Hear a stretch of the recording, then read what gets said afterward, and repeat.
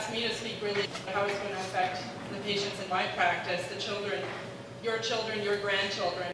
And as Lisa said, I'm a pediatrician, and what I'm concerned about is that it's going to affect the most vulnerable patients in my practice. Those with autism, developmental delay, chronic illnesses, learning disabilities, behavioral problems. Those are the children that are going to be affected in the pediatric practice. The reality is that the way doctors in the community are paid, the way physicians are paid is through a complicated Ontario Health Insurance Plan. And this is a complicated, documented, complicated process. But those fees that are paid for each service when a patient comes in to see a physician are not the top take-home pay for a physician. Those are the fees that are paid for the service, and from that we have to pay our staff, we have to pay our office space, we have to pay for our equipment, and all the other overhead that we have. As was said already, for some physicians, these types of cuts are going to mean that they can't pay that overhead, and it may mean closing their practices.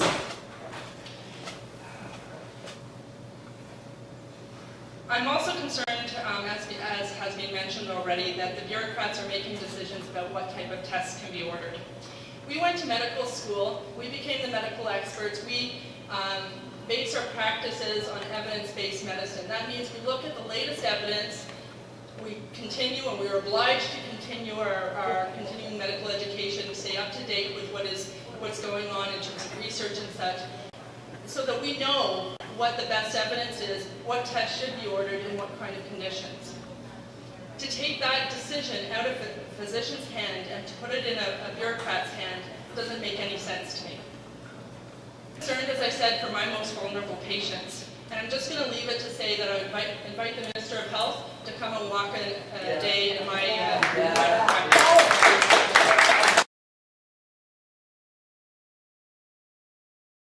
I want to say, first of all, to all the doctors in the room, we really do appreciate everything that you do, and we understand.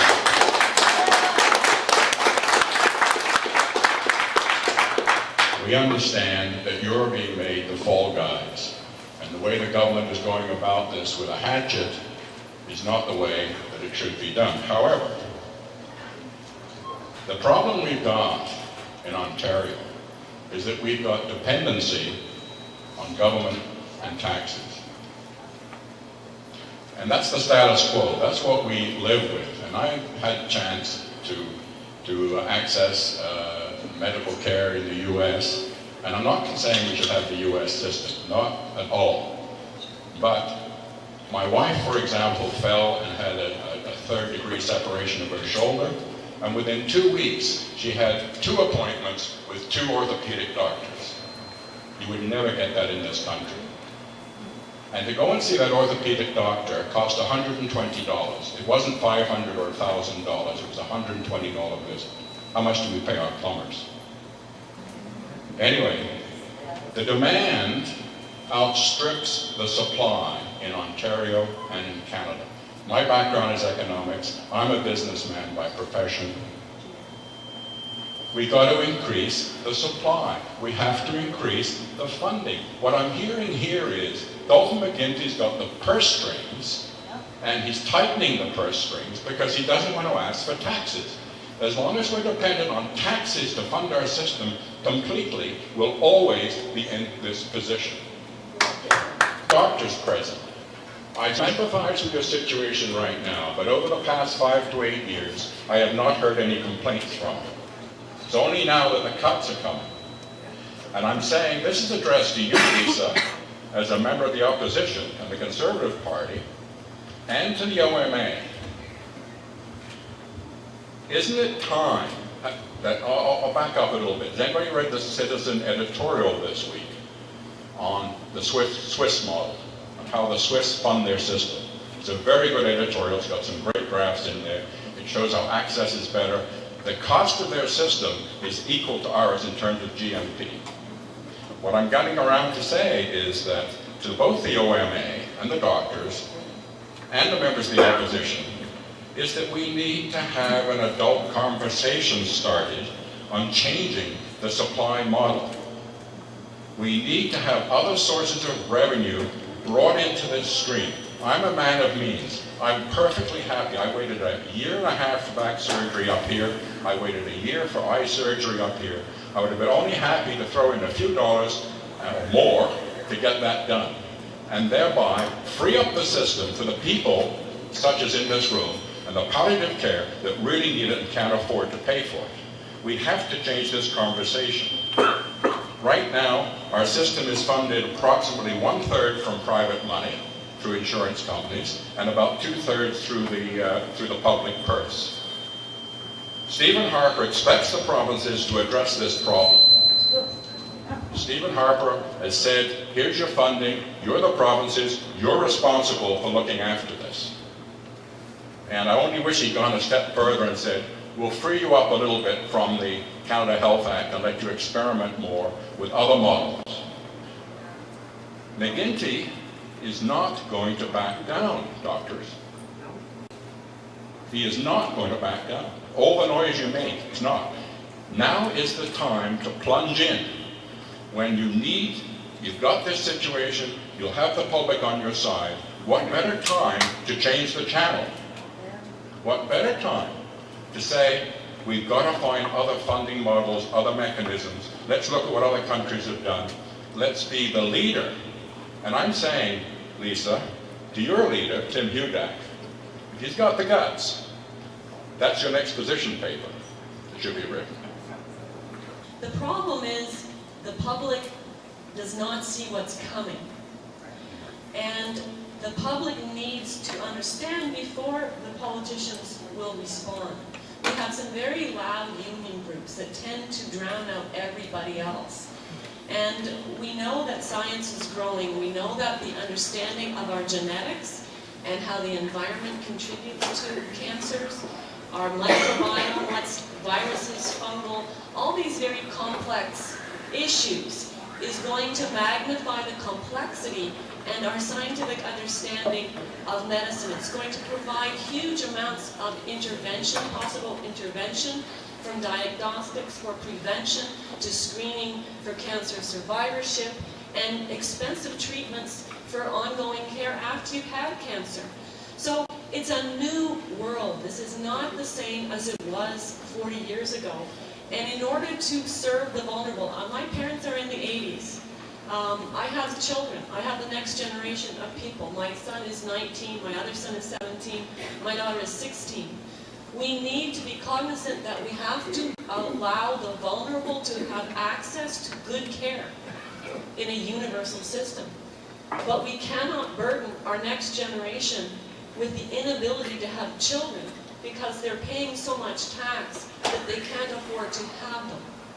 I can see the importance of valuing the care that we provide in a universal public healthcare system.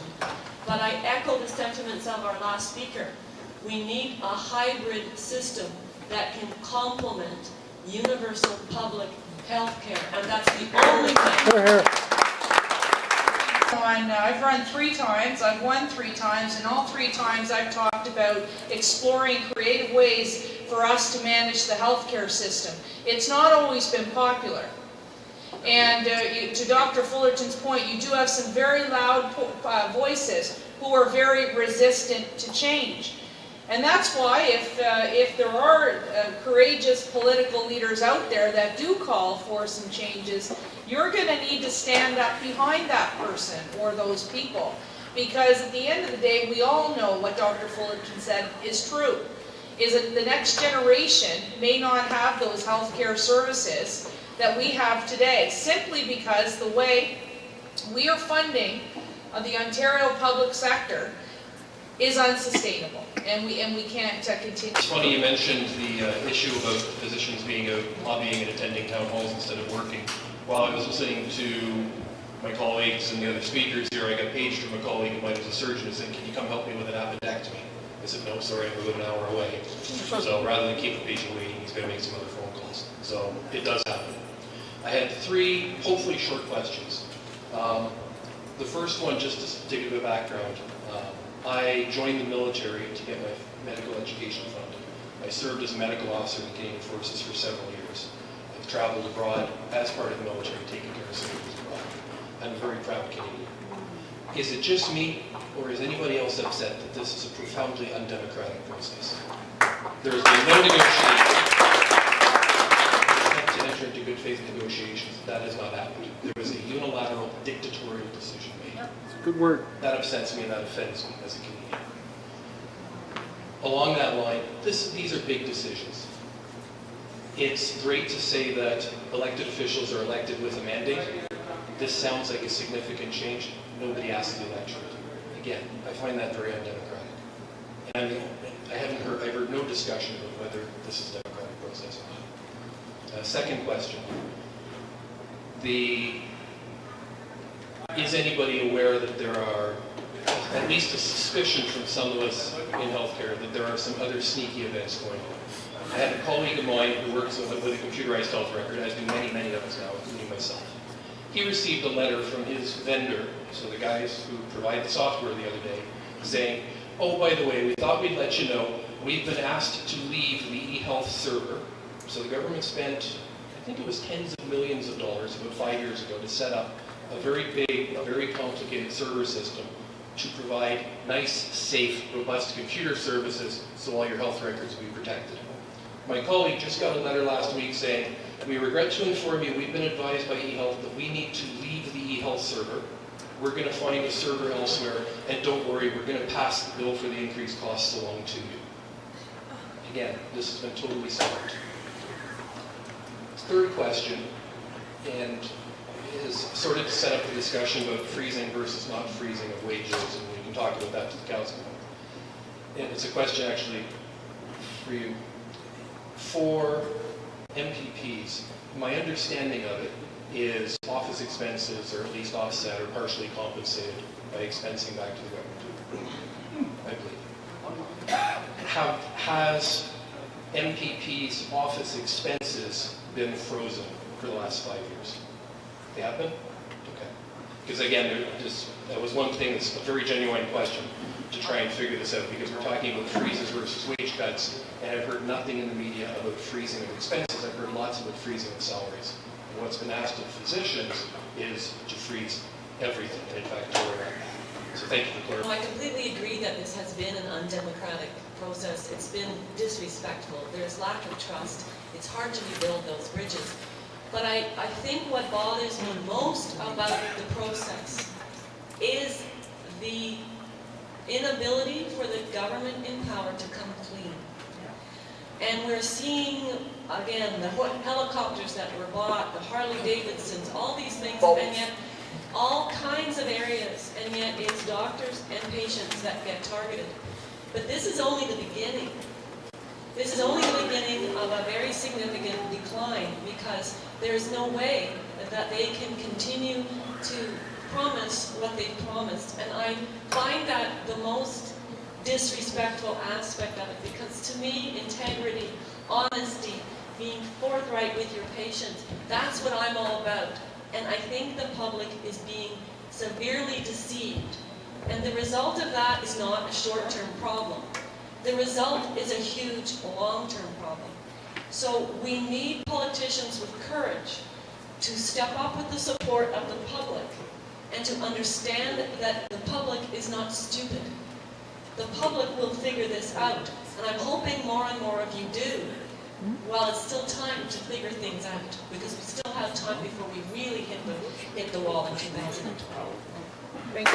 It's usually around this time of year on Canada Day that we start talking about democracy and what our country was built on. And let me tell you, since I was elected at Queen's Park 6 years ago, I was elected as an opposition member into a majority government. And if you think this is bad right now, you should have seen some of the acts that were pushed through, like the Green Energy Act, the fight with pharmacists. There were a whole host of other issues. And I've come too well to notice that this has happened, and this is the way that this government does business. And you're right, they are making big decisions, and they aren't going to the electorate. That's how we got the health tax, the HST, things like eHealth and Orange, and you name it. And ladies and gentlemen, that continues. But I must tell you, as a result of this recent budget crisis that was averted just last week, I think that for the first time, the guy on the corner office on the second floor at Queen's Park is starting to wake up to the fact that he's got a minority parliament,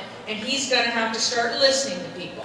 So to Dr. Fullerton and Dr. Swenson's point, it is up to all of you to back these doctors up, and I know that this group here will. Now, All the doctors that are here tonight, thank you. And all the visitors. And I really don't know what to say. Last election, we were out there, folks. We were out there big time. 5 rallies, 3 at Mc Guinty's, 1 at Shirelli's, and 1 at Jim Bob Watson's. I tell you, we can't buy the media. The only media in this city that will listen to conservative ideas is that lady sitting right over there, CFRA. And believe me, Dalton Mc Guinty listens to every word that goes on CFRA. We went even as far as going to Toronto after Dalton. And guess what, folks? 1 seat shy of a majority. In this area alone, 2 conservatives, Lisa and Jack McLaren. Every Liberal went back in. We're willing to fight. What can we do? I'm a mother, I'm a grandmother, and I'm a great-grandmother. I can't fight anymore. Ruth can't fight anymore. Debbie, we can't do it alone. We can't do it with only CFRA Nation. We got to do it with the whole city of Ottawa, the province of Ontario. It can be done. Dalton's doing it. Why